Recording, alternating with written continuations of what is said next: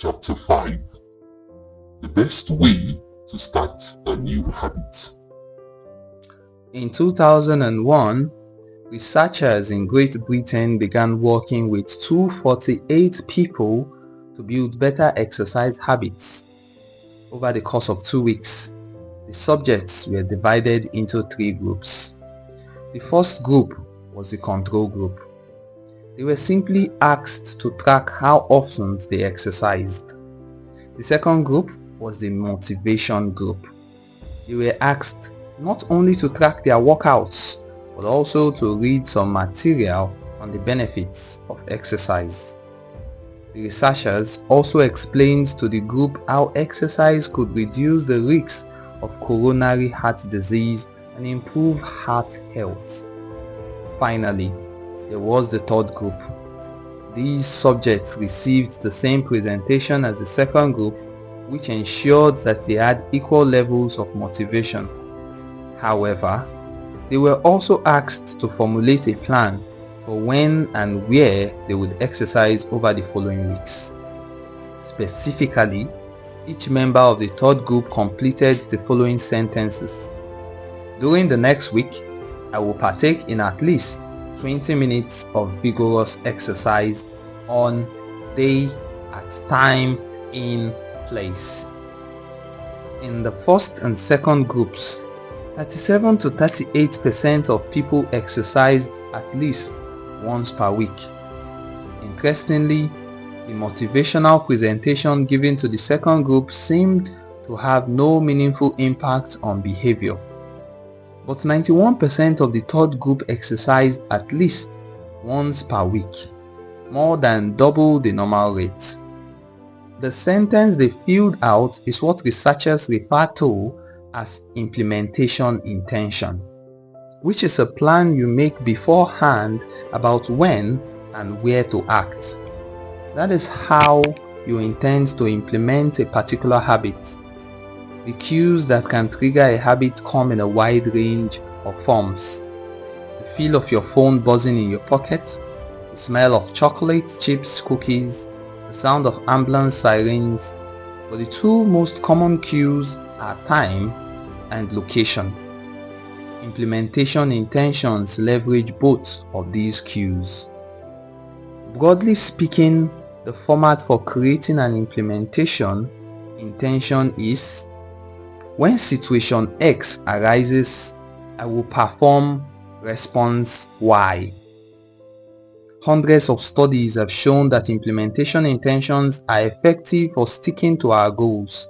Whether it is writing down the exact time and date of when you will get a flu shot, or recording the time of your colonoscopy appointment, they increase the odds that people will stick with habits like recycling, studying, going to sleep early, and stopping smoking. Researchers have even found that voter turnout increases when people are forced to create implementation intentions by answering questions like: what route are you taking to the polling station? At what time are you planning to go? What bus will get you there? Other successful government programs have prompted citizens to make a clear plan to send taxis in on time or provide directions on when and where to pay late traffic bills. The punchline is clear. People who make a specific plan for when and where they will perform a new habit are more likely to follow through. Too many people try to change their habits without these basic details figured out. We tell ourselves, I'm going to eat healthier, or I'm going to write more, but we never say when and where these habits are going to happen. We leave it up to chance and hope that we will just remember to do it, or feel motivated at the right time. An implementation intention sweeps away foggy notions like, I want to work out more, or I want to be more productive, or I should vote, and transform them into a concrete plan of action. Many people think that they lack motivation when what they really lack is clarity. It is not always obvious when and where to take action, Some people spend their entire lives waiting for the time to be right to make an improvement. Once an implementation intention has been set, you don't have to wait for inspiration to strike. Do I write a chapter today or not? Do I meditate this morning or at lunch? When the moment of action occurs, there is no need to make a decision. Simply follow your predetermined plan.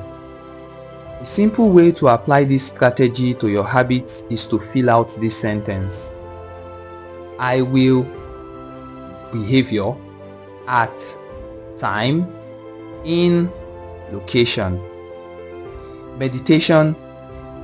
I will meditate for 1 minute at 7 a.m. in my kitchen. Studying. I will study Spanish for 20 minutes at 6 p.m. in my bedroom.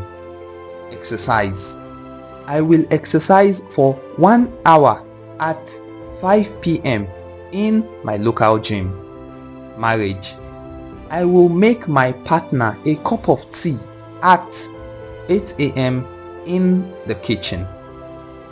If you aren't sure when to start your habit, try the first day of the week, month, or year.